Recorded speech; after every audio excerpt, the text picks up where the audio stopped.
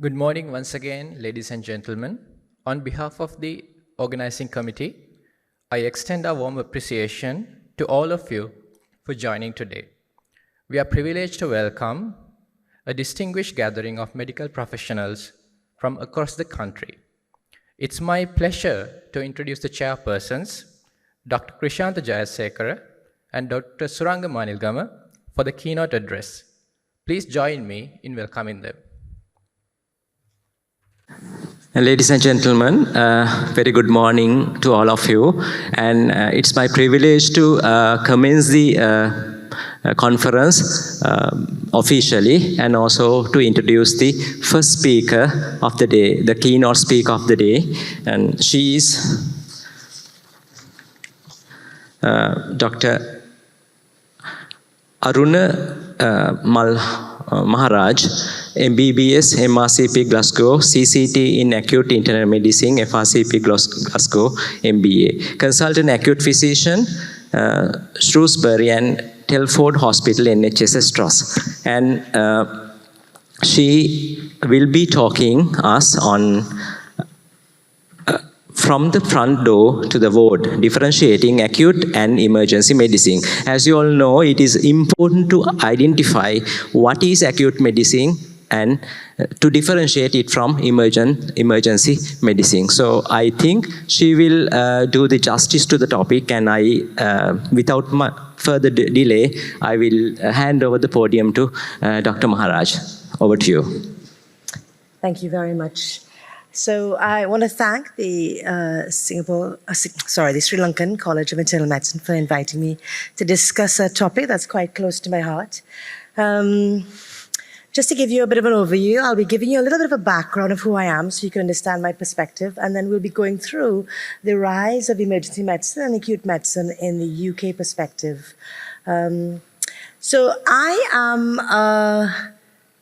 my perspective may be of a UK perspective, but I'm actually from a colonial country. I did my first 3-4 years of working in the Caribbean. I'm from Trinidad and Tobago.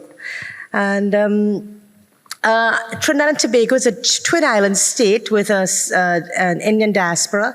My ancestors left 185 years ago, but most people don't seem to know where that is, so I just tell people it's Brian Lara country, and then everybody seems to know where it is.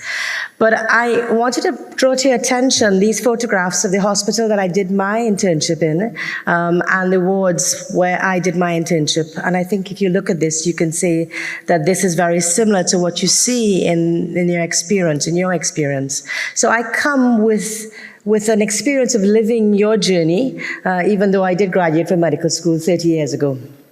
So I'm going to restart our journey about emergency medicine back in the early 20th century. And coming out of, prior to the war, the main place where emergency medicine was practiced were in what they called casualty rooms. And these casualty rooms were originally some random room, usually linked to a surgical department, and didn't have any specific staff. It tends to be people who were free used to come and join you. There was a patchwork of clinicians that managed illness as best as they can, rotating from all subspecialties. And those clinicians were at very minimal supervision, and the quality of care was very inconsistent. After the war, with the learnings that they got from the war on triage and how to deal with acute trauma, you had upsurgence of rapid urban growth in cities around the United Kingdom. Public health, however, was poor because of this rise of housing and without infrastructure. And also, at that time, with the Industrial Revolution, there was lots of trauma because of poor work safety, and the accident rooms, as they were being called at that time, started becoming overwhelmed. The casualty departments, and the word casualty is due to the history of being casualties at war, started becoming overloaded, and because they were understaffed, there was chaos that was ensuing in these casualty rooms across the UK. And it was recognized that they needed to be organized. So there started emerging this concept of a casualty physician, which started working more full-time in emergency departments. And around 1962, a report came out that said, listen, we need to organize this. And the Platt report decided to name these casualty rooms accident emergency, and at that time listed that they should belong to the orthopedic department.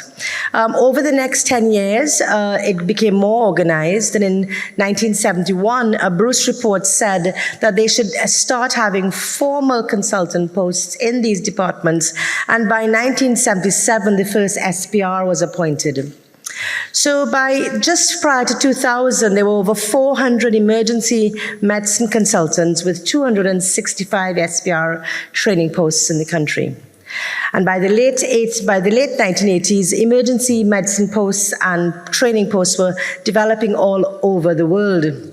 So, contemporarily, the Royal College of Emergency Medicine describes emergency medicine as a field of practice based on the knowledge and skills required for the prevention, diagnosis, management of acute and urgent aspects of illness, affecting all age groups in an undifferentiated way.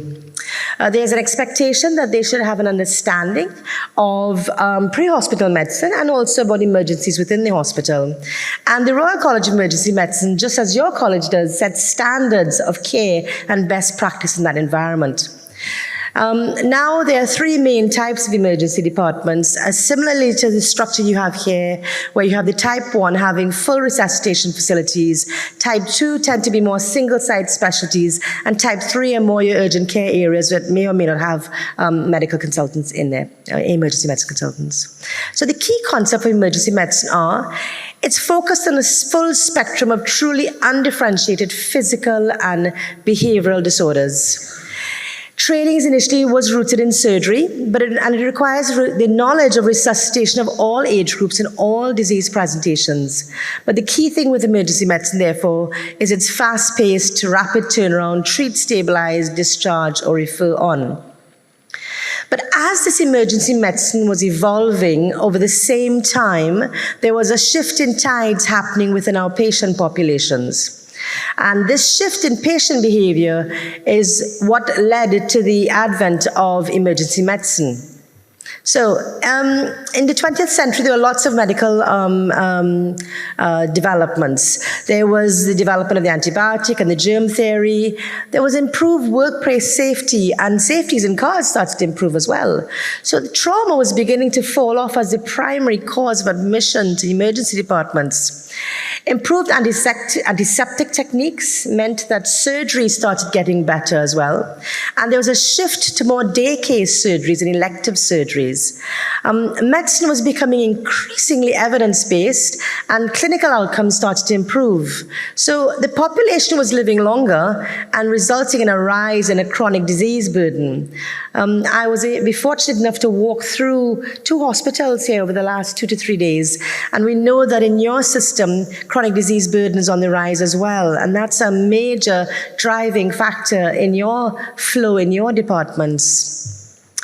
At the same time as people were living longer, they decided to cut the number of beds in the UK system, and over 50% fall in the number of beds by the year 2000.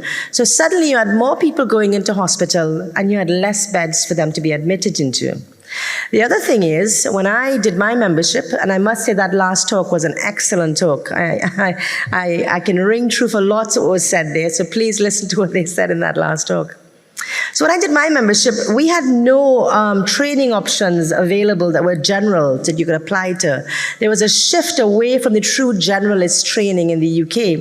And so for the 2 decades leading up to the year 2000, there was, as I said, no sole GIM options, and trainees were encouraged down subspecialty routes. There was dual accreditation, but if a person is going off to do cardiology or renal or respiratory, they tend to want to focus more on their subspecialty. And so as a result, the role of the GIM physician was not considered to be as tantamount at the time, and there was less responsibility of what was happening with all these general medicine patients that were presenting at the front door in the UK. The changing demographic in the UK meant increasing number of patients with complex comorbidity, many of whom did not specifically fall in a category of frail or elderly, and this vacuum being created of the true generalists. So, what happened next? We therefore had this sequence happening: higher numbers, lower beds, more single specialization, less consultants who really wanted to do. Some consultants were grudgingly going to do their post-take ward rounds at the front door. Now that's not true of all. There were a lot of people who are still enthusiastic, and those are the people who went on to help establish things like the Society of Acute Medicine in the UK. The junior staff also started to have decreased experience. The European working directives came in early, just around 2002, and suddenly you had less hours at work and less senior people training junior people. And with that was an increased requirement for accountability. Patients were expecting more, and needless to say, it's like the same chaos was slowly beginning to ensue, except with a medicine burden. So this perfect storm led to the rise of the acute internal medicine. History is repeating itself. Patient burden now is shifting to general internal medicine. And around the year 2000, there were at least a 5-to-1 ratio of medical to non-medical patients, and later reports suggest even more.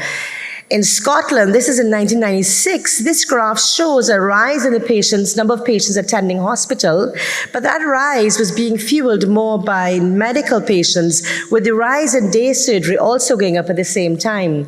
The day surgery being the elective surgical patients, so the numbers were more being made up by medical patients. I've said this already. So what is the impact of patients coming into hospital like this? And this is what happened. I lived this experience. I arrived in the UK in 1998, and this is early 200s. I was a registrar from 2021. So I lived this experience. Initially, when I got there, we were having all our patients admitted directly to one ward, which is a similar system to what you all have right now. And, at that time, we had enough general manageable numbers. The wards had sufficient time between their on-call days to turn patients around and to be able to get the next admission in. There were more general physicians, more GIM physicians, and very few single specialty physicians. They were all based more at the tertiary hospitals. And the day-to-day, but one less positive thing is the acute day-to-day management was happening in England more by the junior staff, because consultants tend to do ward rounds once or twice a week, which again is something that you all are not doing here. You all are doing a much more competent job from a consultant perspective. But this is 20 years ago, and once or twice a week you'll see a consultant, and your registrars are really managing the wards. Then with time, as numbers started to rise, you saw insufficient capacity in the admitting wards. And so people started spilling out to the other wards. And that led to the advent of safari ward rounds. Safari ward rounds are the bane of our lives for those of us who have outliers, and acute physicians don't in England, so it's one of the things I was glad to not have any need to do anymore. But what happens in safari ward rounds is people are left very often to late to the further wards. Some wards will not be as keen with those patients. The doctors will say they belong to other consultant teams. They'll come later to see them. And so the quality of care for patients was falling in England at this point in time. With time, we started spilling out into non-medical wards. And with that, you could see why quality of care will drop even further, because now you had medical patients being managed by non-medical nursing staff. And so the quality of care was falling even further. And this is how it is now. It's not what it was 20 years ago when acute medicine started, but because it follows through, I put it in now. We're at the stage now where we can't even get into the wards, so we queue in the A&E department. And what's happening now is we see people in corridors, in the back of ambulances, in cupboards. I've seen people. Anyway, I can get a private conversation, I will have a chat with a patient. And these are long waits, patients waiting to be seen. It's a very poor patient experience at times. And the quality of care, I don't have to tell you, would have fallen. It's very well recognized that the longer you stay in A&E waiting to go to a ward, the more worse your potential outcome. So this has critical impact. And so what happens now with erosion of care, with European working time directions, we have poor continuity of care, the firm structure in the UK doesn't exist the way it did anymore. It undermines training, this lack of the firm, it undermines accountability, and ultimately what happens is we're queuing in ambulances now. We go and see people in ambulances. And the most important thing here I want to re-stress is whenever I speak to my team about why is it important to be prompt in discharging people in quick turnaround, etc., it's not because I want the bed, it's because you're worried about the patient at the end of this queue. The patient who is at home, sitting, waiting for that ambulance to come in England, we don't know if they're having a heart attack or if they have musculoskeletal chest pain. So that's the unknown risk that's being handled in the community. We know the risk of every other person because they're seeing a clinician, but the person we have no knowledge about is that person sitting in that bed at home. And that's how grave it is at times in England. So, by 1995, 1996, there were lots of evidence about unsafe practice, that in the year 2000, the Working Party for the Federation of Royal Colleges came out with recommendations. And these recommendations were basically sent to all institutions in the country, saying that patients are taking too long to be seen by doctors, and they were being seen by junior members of staff.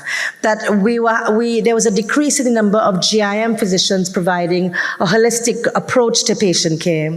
That there needs to be formal training in acute internal medicine to then be appointed to the specialist registrar to manage this front door burden. That the trusts need to ensure there's adequate number of consultants to support this activity, and that the faculty at this time, and this is what the document says, the faculty of A&E medicine should be set up to do training requirements. Coming out of that, the last thing there is that there should be ongoing audits of care to ensure that the medical conditions are being monitored properly. So there comes Society of Acute Medicine. In 2000, the Society of Acute Medicine was formed in the United Kingdom. And by 2003, it became formally recognized, AIM became recognized as a subspecialty of general internal medicine. Well, that it was within general internal medicine. But by 2009, it became an independent subspecialty, independent of general internal medicine. So initially, it was within the umbrella of general internal medicine, and by 2009 it became a separate subspecialty on its own. I have dotted through this presentation multiple documents, which I put them up for references if anyone is trying to develop acute medicine. These are things you can go to later on. And basically, this document, which was one that came out in 2007, is a cornerstone of a lot of what happens in acute medicine. It set out guidances on everything, on the unit sizes, on the number of staffing models, about co-location of units to ED, and about educational expectations in the unit. So there are many, many toolkits available that show you this. By 2027, there was a 63% increase in consultants, and by 2009, 75% of the hospitals had, it says AMUs, but back in those days we called them MAUs, medical assessment units. And as you know now, this concept of acute medicine is spread across the world. I'm going to talk a little bit about training requirements, and then I'll come back to the medical assessment units. So it's a dual accredited scheme, so you can come out of training in England with both AIM and GIM accreditation. And to get AIM accreditation, you need to have 4 years of training, and an additional year will give you the GIM accreditation. It has evolved. When I started, it was a specialty interest was brought in, and I'll explain about that a bit more. But ultrasound-guided emergency assessment was not mandatory. Now it's part of the formal training program that you have to have focus. That's a minimum. The specialty skill concept was introduced to ensure that there was a recognition that being at the front door 7 days a week, 5 days a week is extremely intensive. And therefore what they tried to do was bring initially additional specialist interests in to kind of give you a break from the front door. But that logic has changed. There's a recognition that these skills like ultrasound and pure subspecialty interests such as stroke or ITU are useful secondary skills to have with within the acute medicine training envelope. And therefore, now, whereas when I did echo because I have done cardiology training, but it wasn't as common. Now there's much more clinical subspecialties. You can get a dual accreditation in stroke and in intensive care, and there's also specialist interest in all the other sub-mentions here, such as infectious diseases, palliative care, all things that are relevant to providing best care at the front door. It's also important to understand that acute medicine, and I'm always asked what's the difference between acute medicine and maybe a hospitalist, and there's this concept, it's just front door medicine. The UK perspective of acute medicine is that you're training a professional to manage that front door. That person is not just a clinician, but they have to have management and engagement skills. They have to interface with their colleagues of all subspecialties. They have to interface with senior leaders in the hospital. And so this is why medical management was listed early in the original formation of acute medicine. The AMU is a hub for training and learning, which is why education is listed as a sub-area of interest. Now they've also included things like patient safety. Research is also very important, and quality improvement is important. So in framing the context of what is an acute physician, it is not just someone practicing clinical medicine at the front door. It is that holistic approach to a professional that can manage that area and ensure quality care, practice, and development of service. And the last thing, obviously, there's a knowledge-based exam to ensure that you have some sort of competency. So I'm just going to talk about the AMUs for a second. The AMUs came in before most of the clinicians started being around. So I remember as a registrar going to an AMU to work, and what will happen is my consultant will rotate into his on-call day on the AMU. And the AMUs were put in place to try to bring all those patients who were scattered around the hospital that were acutely unwell to one local area where you can optimize care and train your staff up to provide best care. The AMU is the best location to embed best practices into your teams and to provide best basic standards of care, which is something in keeping with your current theme this year about standardizing excellence and care across the country.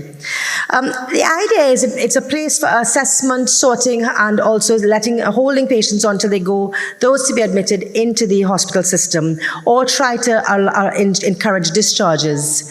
Clinical outcomes, when we introduced AMUs or MAUs back in those days, it showed reduced 30-day mortality.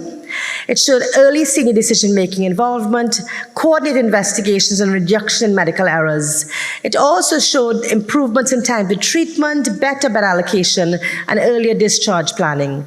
Now, this was all in the days when AMUs and the patient numbers improved without shifting them to AMU. Sadly, in the UK, numbers have increased, so this back queuing has happened still.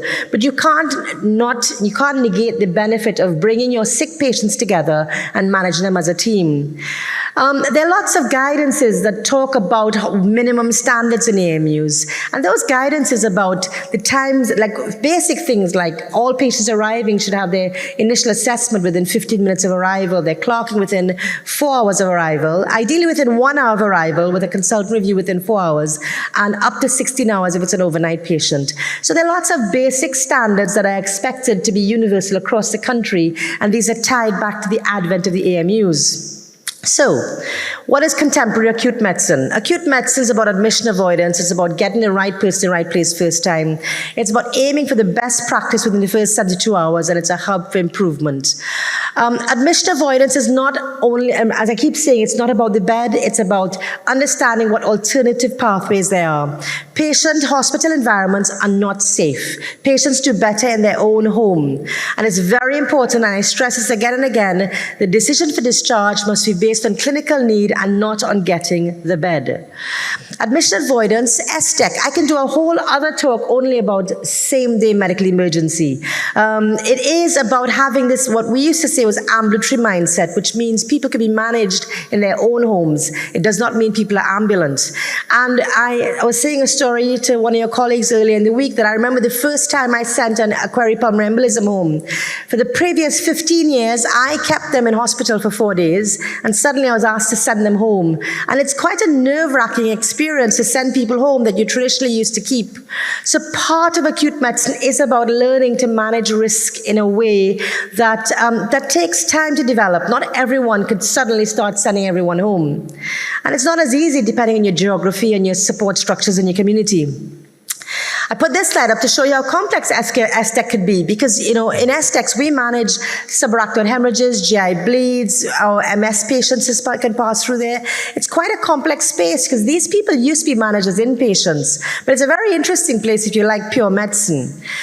If you are managing to develop service in your hospital, it's very important to manage the expectations of your non-medical leaders, because STECs are not just outpatients. They are complex emergency spaces where things can still go wrong. There are lots of guidances, but the key theme about STEC is it doesn't have to be a physical space. It is about having a discharge mindset and thinking that all medical patients are potentially ambulatory until proven otherwise. And again, this is all about just STEC and this concept of what are missed opportunities, which I won't go into based on time. There is an ambulatory care directory that lists lots of medical conditions that they think are amenable to STEC, but you know, I don't do all of these because as I said to someone yesterday, I don't send elderly UTIs home. They tend to break. So use your own common sense and decide what you think is safe for STEC. So the acute medical pathway, therefore, is about portals of entry of medical patients coming from community, from your outpatient clinics, from your A&E department, going to the assessment area to be assessed, and then of that, a proportion of them, it's expected of up to 40% of your take may be STEC appropriate, but of those, 15% might get admitted. The other 60% will end up in your AMU and be sifted and sorted, managed, and hopefully a percentage of those will be quick turnarounds, which will go your short stay ward, and the rest will be then sent to your primary specialty wards in England. The length of stay is what determines, it allows you to understand if your systems are working, and your length of stays are phenomenal at the moment, which is why I kept asking how long your length of stays are, because the idea is your assessment base, I say 12 hours, you all say 4 to 6 hours. Blows my mind, which is amazing. The AMUs should be less than 24 hours, and your short stay that says 2 hours, that should say 72 hours. So the idea, what is acute medicine? All patients in acute medical spaces must have the same priority as emergency spaces. There need to be clear operating policies to ensure safe practice of a rapid turnover area. Our minimum standard is that there should be consultant reviews twice a day. You must make every attempt to move patients to the right place first time, because that gives better outcomes. And there must be a robust government structure to learn from any errors. It's important also that you train and you focus your train not just on doctors, but on the nurses and all the supporting staff. As I said, there must be training and there must be clear guidance about quality indicators, key quality indicators to know your place is working, because it's a very, very busy space and things can go wrong. The fourth tenet of acute medicine is must be a hub for quality improvement, education and learning. Medical assessment units are rich environments for learning with a large cross-section of patients where a lot can be seen and learned. And it's a best place to embed best practice. There should be a standardized approach to embedding this best practice. You know, a lot of times basics get wrong. People are focused more on the next patient you're going to see rather than the patient they're seeing right now. Your patient is your most important person in your life when you're seeing them. You need to stop, you need to think, and you need to engage your brain when you're looking after your patient. These are other supporting documents to help you develop your department, but where's the UK right now? Our numbers keep going up. And as you can see, we have gotten to where you would have expected after the pandemic. We've returned to those numbers. And I've included this one for our target because our for our target, the graph below, it's just not being met. And this is why I'm saying this, because your teams are meeting this right now. So there's a lot to be celebrated about this system that you all are living in right now. In the UK, what's the plan? Well, the plan is for the next 10 years is to try to move to community care, to get better use of technology and to focus on disease prevention. So Right now, the future, as I said, is now. There's a lot of support out there to try to help support these things like moving to the community. AI technology can be used with wearable monitoring devices to check people's vital times and with algorithms decide if people are going to deteriorate. And this allows you to keep people in the community longer and also to allow earlier discharge. So, the challenges in your system, I see, are challenges related to ongoing austerity, the immaturity of your community structure, the disproportionate use of the current capacity across the island, your high disease of complex cardiovascular burden, and lack of an IT structure. But I really want to tell you all that there's so much to celebrate. You don't have safari ward rounds. You've maintained the team structure, and you have better training and accountability because of it. Your terms of reference around the length of stays in your departments works at the moment. Your consultant presence is all day on your admitting medical wards. Your patients are seen promptly. Your established and existing extended family network is a resource that I wish I could reinvent because it doesn't exist anywhere in the more modern societies. And so there's a lot to celebrate in your system. So the last foods for thoughts are think of piggybacking ways on your existing system when you're trying to bring about improvements. You don't have to reinvent everything. You may just be able to make adjustments in your pathway to do that. Find shared collective views and work towards common goals. All of us have to get out of our own way sometimes and think of what we can do rather than what we can't do. Learn from the journey of other countries. Don't try to reinvent the wheel. My best example is this lack of the firm. And be proud of your ability to embrace the future now. Based on what I've seen so far, you all have a lot that you all can do to help progress this dream of acute medicine if you wish to do it from our perspective. The final thoughts that I have for you are, our patients are like babies in baskets, and it is our responsibility to carry them from patient to patient with a similar care and attention. In planning your care, you must also plan for the ones carrying the babies, and therefore ensure that adequate time and thought is put into all members of the MDT and their requirements, because their well-being means they can form a solid, resilient foundation of care. Thank you. Thank you, Dr. Maharaj. I think it was a real eye-opener. I wish that the policymakers were here to listen to your talk. And thank you very much. I know on you were really concerned because you visited 2 centers. You visited National Hospital Galle and National Hospital Colombo before you delivered this lecture. Thank you very much. So may I invite Dr. Suranga Manilgam, immediate past president, to hand over the certificate of appreciation to Dr. Maharaj.